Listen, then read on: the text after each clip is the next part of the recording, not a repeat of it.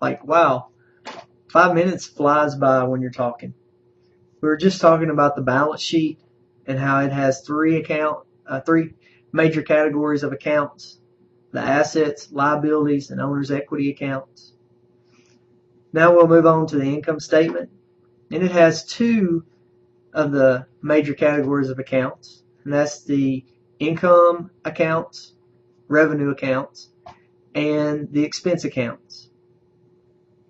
Now the income statement, we refer to it, or you will hear it maybe often referred to as explaining operations, kind of how the company performed over the last year. Now between the balance sheet and the income statement, we have what we consider in accounting all five major categories of accounts. They're contained: assets, liabilities, owner's equity, income, and expense accounts. I suppose I should back up on owner's equity. I don't think I gave you a few names of the accounts that are in there, but it's our capital stock accounts where we have common stock, or maybe we have preferred stock. Then we have retained earnings is one of the big accounts that shows up under owner's equity. For income accounts, or what we call revenue accounts, those are the revenue accounts like rent revenue. Sales is another term you'll hear as a type of income account. Then we have expense accounts, and examples of expense accounts are supply expense, wage expense. We all like that one. We enjoy getting paid.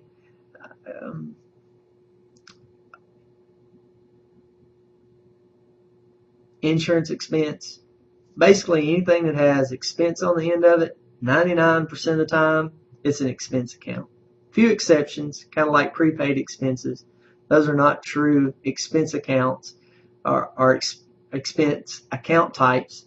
But if you hear expense, most of the time that is an expense account.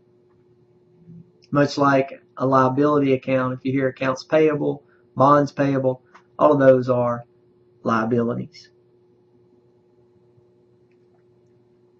Now, I will tell you that the financial statements are linked together. So we have the balance sheet, the income statement, statement of cash flows, and statement of stockholders' equity. Those are linked together. Balance sheet, or let's start with the income statement. Revenues minus expenses gives us gross profit. And that gross profit, wrong there. Revenues minus expenses gives us net profit.